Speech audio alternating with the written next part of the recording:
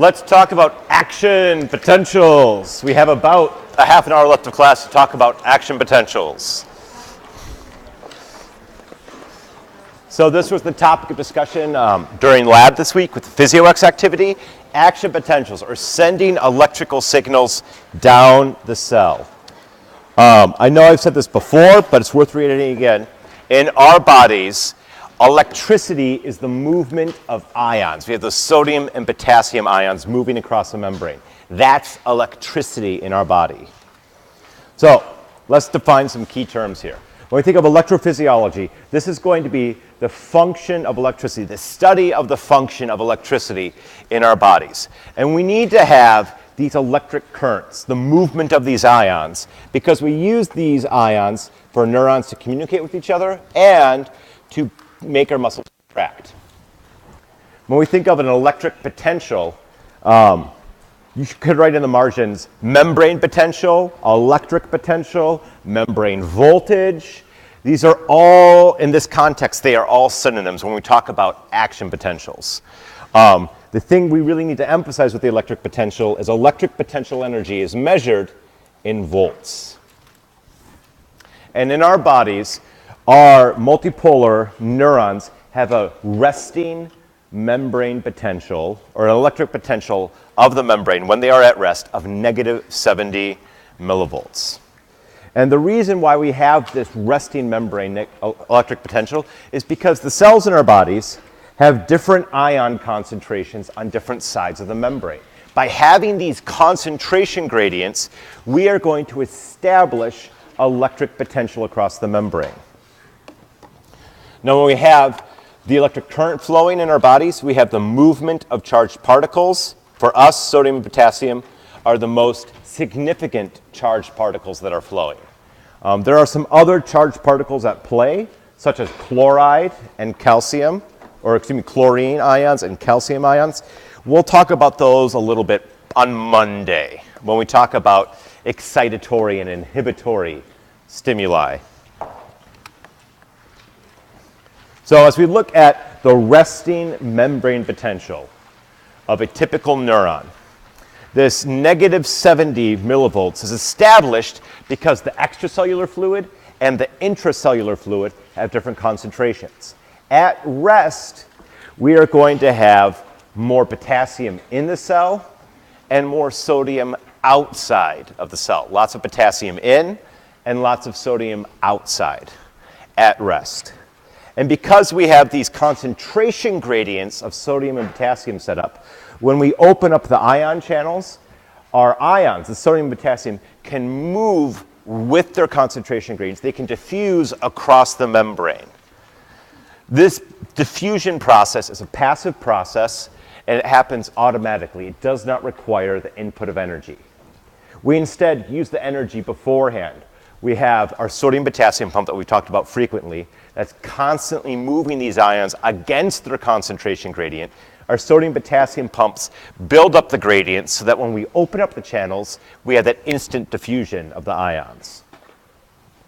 Our plasma membrane of the cell is selectively permeable. And when we say selectively permeable, it lets some things cross, other things can't cross. The sodium and potassium ions cannot cross unless there's a membrane transporter to help them with that process. And when we look at this process, we're going to have a lot of cations and anions. So it's worth reviewing this terminology. A cation is a positively charged ion. An anion is a negatively charged ion. So in our bodies, we have positive ions, negative ions, cations, anions. They will be attracted to each other. And this is a key idea because some of the anions at play are large protein molecules that act like anions that are permanently stuck on the inside of the cell, which is why we have such a preference to be negative, the negative 70, negative 55, those numbers we were talking about in the lab, why the inside of the cell membrane is preferentially going to be negative most of the time. So let's talk about potassium. More than anything else, potassium ions are going to have the single greatest influence on the resting membrane potential of the cell. Activity number 1 from your physio exercises really helped to drive home this point. But since we had not covered it in the lecture yet, it probably wasn't as meaningful for you as it could have been. When we look at potassium ions, we have high concentrations of potassium inside of the cell with that intracellular fluid. And our sodium potassium pump is constantly dumping more and more potassium into the cell. And eventually, something has to give. So we also are going to have a new ion channel we haven't talked about yet. We did not mention this in lab. It is the leak channel. We have lots of potassium leak channels, a separate ion channel that's always open that allows potassium to slowly leak out of the cell. And this helps to mitigate the effects of the sodium potassium pump. If it wasn't for these potassium leak channels, we would have too much potassium build up inside of the cell. And it's kind of there's some push and shove, some give and take. As the sodium potassium pump builds up more and more potassium in the cell, the leak channels will have more and more potassium leak out of the cell. And eventually they reach an equilibrium where the rate of potassium leaking out of the cell equalizes with the sodium potassium pump's ability to pump more potassium into the cell. And when they equalize with each other, we find that there's about 40 times more potassium in the cell than outside of the cell. That's the concentration gradient, where those two opposing forces, the leak channel and the sodium potassium pump, equalize out. Inside of our cells, we have a lot of anions. The one that I find to be the most significant are shown as green blobs here. These are the proteins, these large anionic proteins that are going to permanently remain inside of the cell. And these large anionic proteins that are permanently inside of the cell are negatively charged. They are going to pull positively charged ions towards them. And these proteins help to mitigate some of the effect of the leak channels. They will naturally draw some positive sodiums and some positive potassiums into the cell. And there are some other anions at play as well, the phosphates, sulfates, and we have some little small organic acids or organic molecules that have lost their hydrogen ions. But the most significant one I want to emphasize to you are the anionic proteins. Those are very significant. Now, when we look at sodium, we have sodium voltage-gated channels. We also have sodium leak channels as well. But when we look at the sodium concentrations, they are not going to be as important as potassium concentrations. Potassium is very, very important for the resting membrane potential. Sodium has a much smaller effect on the resting membrane potential. When we look at the concentration gradients for sodium, it's about 12 times more concentrated outside of the cell in the extracellular fluid compared to the inside of the cell. A little bit of sodium can leak in and influence the resting membrane potential, but our sodium potassium pump will constantly be pumping it back out of the cell again. So those are some of the key players. We have the sodium, we have the potassium, and we have those miscellaneous anions, the most significant of which is the anionic protein. Let's talk about the sodium potassium pump in more detail. The sodium potassium pump will move 3 sodiums out of the cell for every 2 potassiums it moves into the cell. The sodium potassium pump never turns off. It's always pumping. It's burning through ATP. So for every ATP, it'll move the 3 sodiums and 2 potassiums. And these sodium potassium pumps are working continuously. And I really want to emphasize this for you. Most of the energy we eat in our bodies goes directly to powering sodium potassium pumps in our electrically active tissues. These pumps are huge energy hogs. Then we find for the sodium-potassium pumps that the cells that are more electrically active, they will have more sodium-potassium pumps and need more ATP to power them. So when we think of electrically active cells, neurons in the nervous system are the single most electrically active cell type. And we need lots and lots of glucose and oxygen to be delivered to those tissues to make sure that we can have the ATP we need to maintain the correct membrane potentials and ion concentrations. Now, when we have an action potential occur, and we're not quite to that point yet, we first are going to have little variations in the voltage across the membrane. These little variations will fluctuate a little bit and then go away. And we call these local potentials because they occur on just a part of the cell. They don't occur across the entire membrane. These local potentials can be stimulated by lots of different things. We can have light, heat, we can have chemoreceptors, we can have physical pressure. These are the things that stimulate the neurons. If our local potential or our stimulus is a really weak stimulus or a weak local potential, it tends to dissipate and go away. It's only the really strong stimuli that will take something from a local potential and make it into an action potential. So if we were to look at, let's just say right here, a segment of a dendrite, we can have a local potential, some stimulus, in this case we'll just say a chemical stimulus, bind to the dendrite. This chemical stimulus is going to let sodium enter into the cell. As sodium rushes into the cell, the inside of the cell becomes more positive. You're adding more sodium ions, it becomes more positive.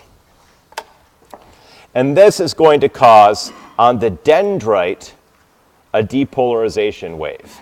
And we'll have a short action potential on the dendrite that eventually will move to the neurosoma and eventually get to the trigger zone. One of the things that, and I'm getting a little bit ahead of myself, this is more of Monday's topic, but we will have excitatory signals be picked up by the dendrites and move towards the trigger zone. And we can also have, and I'll color this one in red, we can also have inhibitory signals being picked up by the dendrite and moving towards the trigger zone. The excitatory signals will raise the voltage. The inhibitory signals lower the voltage away from that threshold that we talked about in lab. And they kind of all mix and match and balance out at the neurosoma. And if there's more excitatory signals than inhibitory signals, we can trigger an action potential. If we get more inhibitory signals, if more of the dendrites are saying, hey, whoa, we should stop, let's lower the voltage, then we're not going to have the action potential. Now, as we're looking at these local potentials, they can vary in magnitude and strength. Local potentials have we can have large local potentials, we can have small local potentials that can be positive, they can be negative. So there's a lot of variability with local potentials. This is a key difference from an action potential. All action potentials are going to have the same changes in voltage and will have the same curves, and they're much more uniform. But these local potentials are the different inhibitory and excitatory signals being processed by the neuron. So let's say, we have just a generic neuron or a generic axon. And if I was to take a needle and poke that generic axon, let's shift colors here to green. If I was to poke that axon right in the middle, that would be a local potential. And that local potential would cause sodium ions to rush in, and then those sodium ions would then start to diffuse away.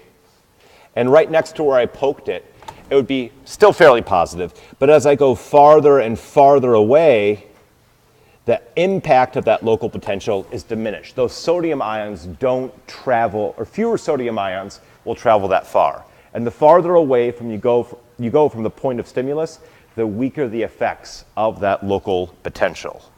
It's also worth emphasizing that these are reversible. If our local potential is not strong enough to trigger the action potential, if it doesn't raise the voltage up to negative 55, that local potential will just dissipate. The sodium and potassium pumps are always running, and they will reestablish the resting ion concentrations and bring the resting membrane voltage back to negative 70. So that was local potentials. Let's talk action potentials. When we think of an action potential, this is going to be a uniform, dramatic, unidirectional change in membrane voltage. In other words, this is an electric signal being sent across the axon. Now, these action potentials have some minimum requirements. We first are going to need to have a lot of voltage-regulated gates or ion channels. These are protein channels that open and close in response to changes in membrane voltage.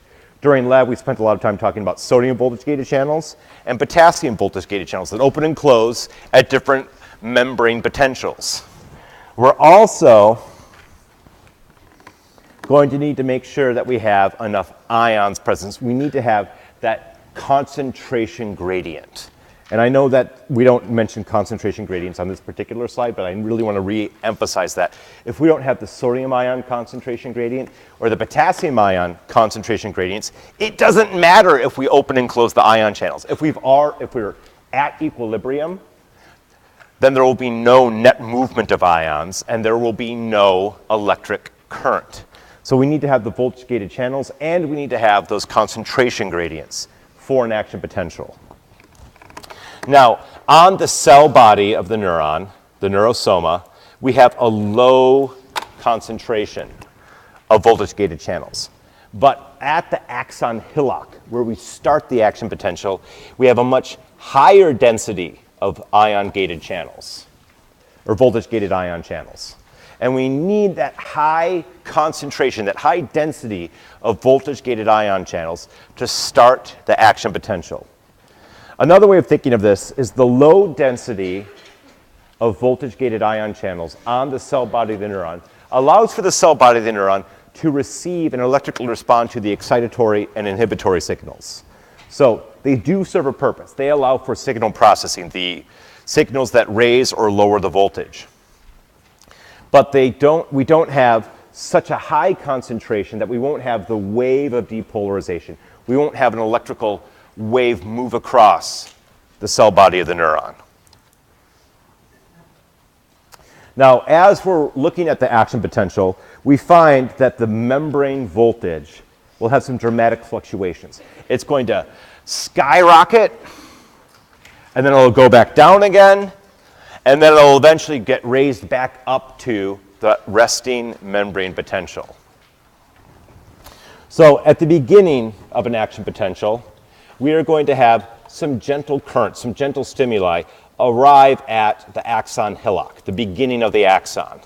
And on our graph, I know this is pretty small on the screen, I tried to make it big for you.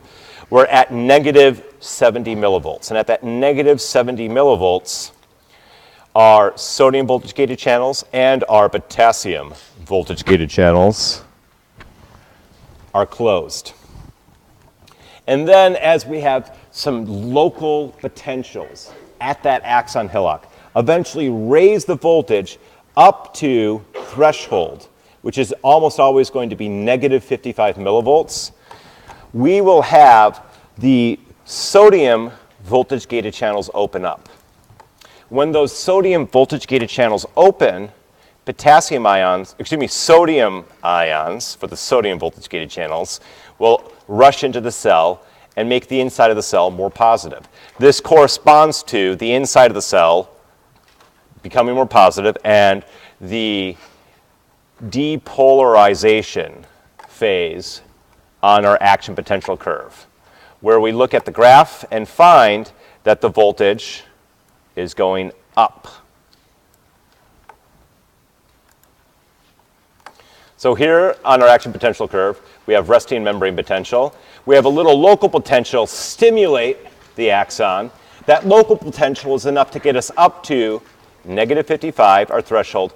At this point in time, sodium voltage gated channels open up, sodium ions rush into the cell, make the inside a lot more positive, and we depolarize the inside of the cell. Now, as our membrane potential continues to go up and up and up, and it rises above 0, our sodium voltage gated channels will be deactivated or inactivated and closed. And we find that this process will peak at about positive 35 millivolts. At positive 35 millivolts, the sodium ions can no longer rush into the cell. That sodium voltage gated channel has been closed. And if we can't add any more positive ions to the inside of the cell, the voltage on the inside of the cell will stop going up because we're no longer adding positive charges. But something else happens. At this positive 35 millivolts, we'll have potassium voltage gated channels open, and now potassium starts rushing out of the cell. And we're losing positive charges from the inside of the cell. And then the voltage goes down as we lose positive potassium ions. And as we're losing the positive potassium ions, we eventually need to get the voltage low enough to close the potassium voltage-gated ion channels. And those potassium voltage-gated ion channels are going to close during that hyperpolarized state. So at step number 4 right here, the potassium voltage-gated channels open up, potassium rushes out of the cell, we repolarize the membrane, and then down here where it bottoms out, where we're hyperpolarized, we close the potassium voltage-gated channels, we stop losing potassium ions, and the membrane voltage stops decreasing. And at this point in time, we're pretty close to resting membrane potential, but we have a problem. We've changed the ion concentrations. We moved a bunch of sodium ions and a bunch of potassium ions around.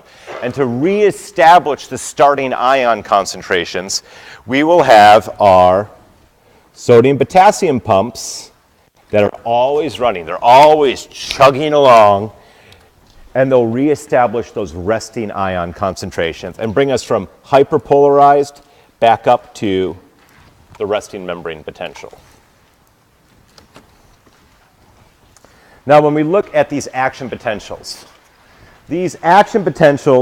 are really only going to affect the axon's membrane, or the cell membrane of the axon. The cytoplasm in the middle of the axon is not affected by the action potentials. These ions don't travel very far. And we don't have that many ions involved. A very small fluctuation in ion concentration can have a profound effect on the membrane voltage. Now, when we look at action potential graphs, the typical way we teach it is this graph that I have up on the screen.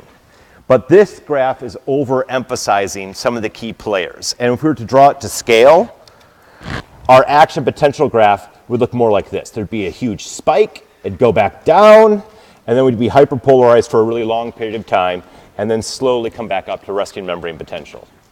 But trying to label the parts on this graph is really a pain in the butt. So the classic way to teach the action potential is to take this part of the graph and expand it, and then take this hyperpolarized portion and contract it, which is why we don't have any numbers on our time axis down here, because we have a variable scale.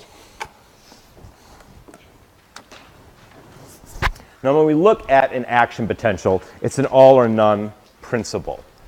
We're either going to have the entire action potential, or we're not going to have any action potential.